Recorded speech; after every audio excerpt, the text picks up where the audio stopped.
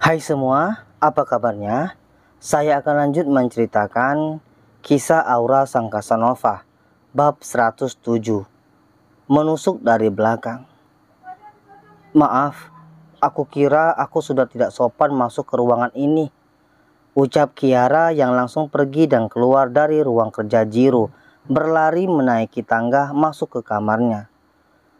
Melihat hal itu, Jiro pun langsung refleks bangkit dari sofa, yang mana Sania duduk di sebelahnya dengan rambut yang berantakan. Jiro mengejar Kiara dan mengabaikan Sania yang masih nampak linglung karena baru bangun tidur. "Kiara, tunggu!"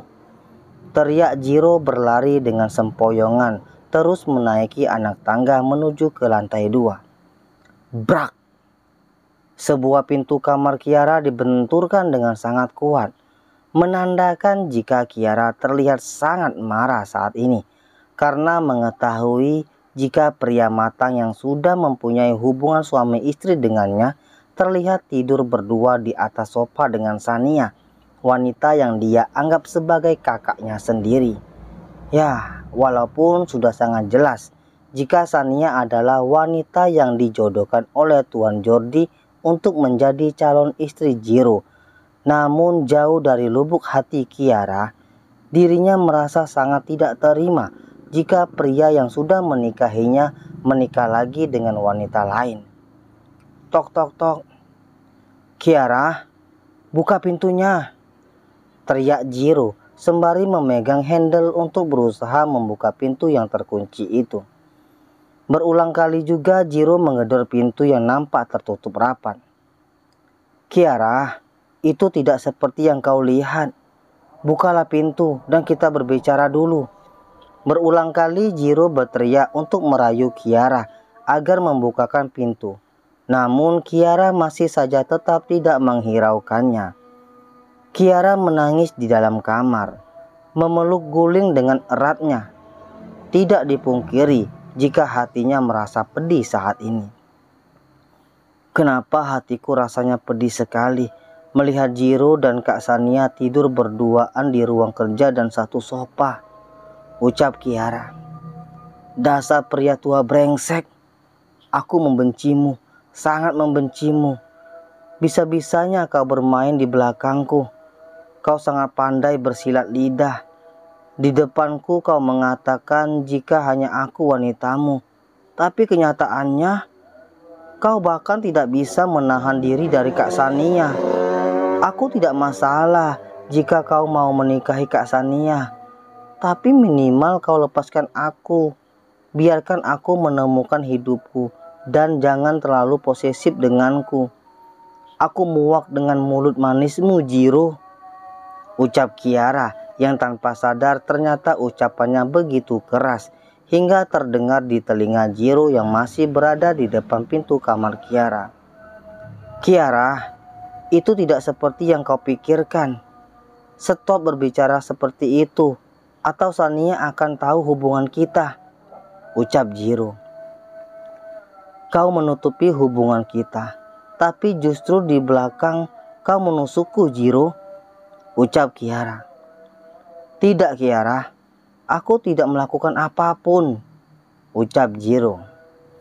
Karena merasa sangat kesal, akhirnya Kiara membuka pintu kamarnya agar bisa berbicara lantang tepat di hadapan Jiro. Ceklek. Apa yang kau lakukan, Jiro?" Kiara terkejut karena ketika pintu terbuka, dengan segera Jiro langsung mendorong badannya kembali masuk dengan cara mundur, dan dengan cepat Jiro kembali merapatkan pintu kamar dan menguncinya. "Kembalikan kuncinya padaku. Aku tidak sudi terkurung di kamar bersamamu," ucap Kiara dengan lantang.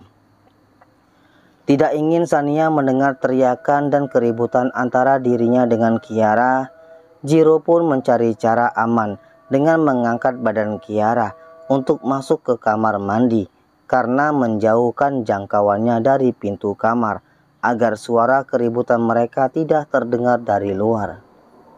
"Ngapain di sini? Kau tidak berniat ingin membunuhku di kamar mandi kan?" lanjut Kiara dengan masih tetap mengomeli Jiro. Berteriaklah di sini, karena suaramu tidak akan terdengar dari luar.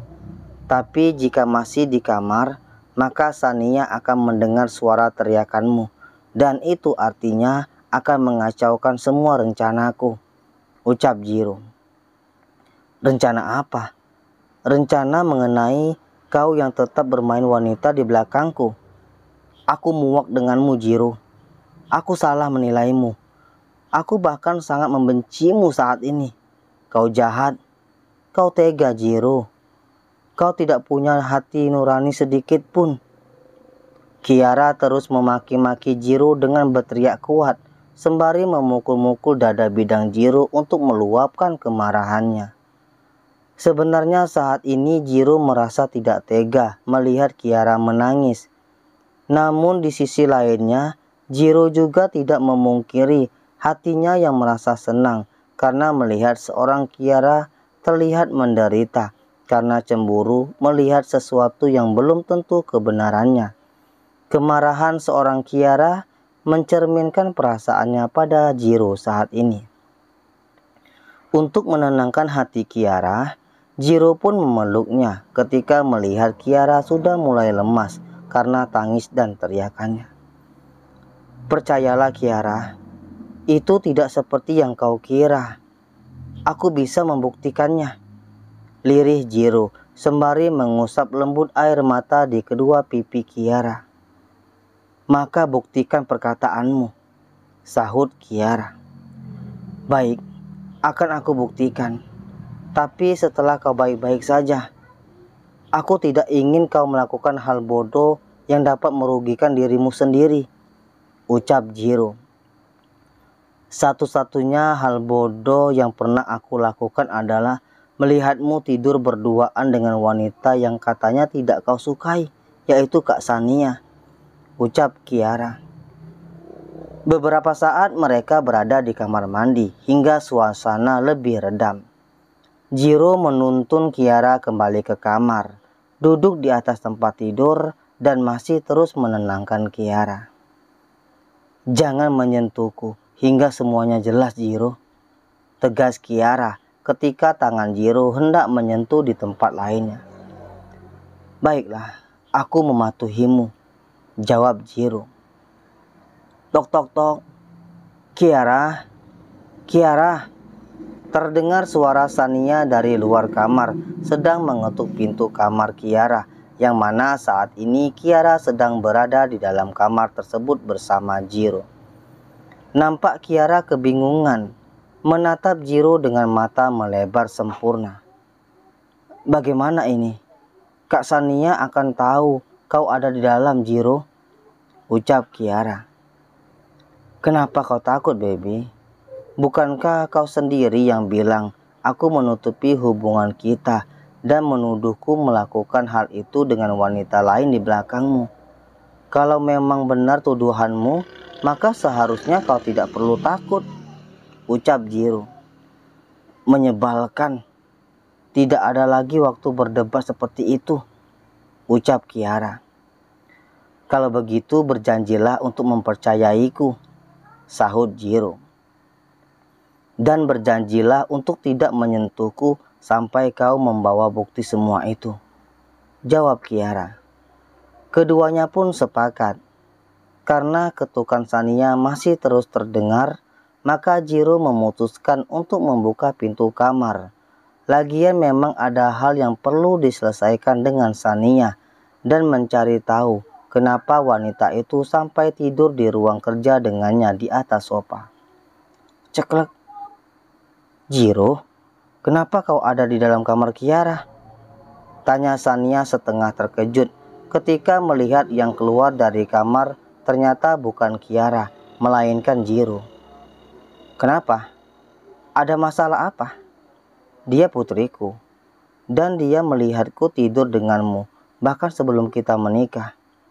Aku sedang menjelaskan semuanya pada putriku, agar dia tidak berpikir macam-macam tentang kita, ucap Jiro dengan tegas. Lalu beberapa menit kemudian langsung menarik tangan Sania untuk turun ke lantai 1.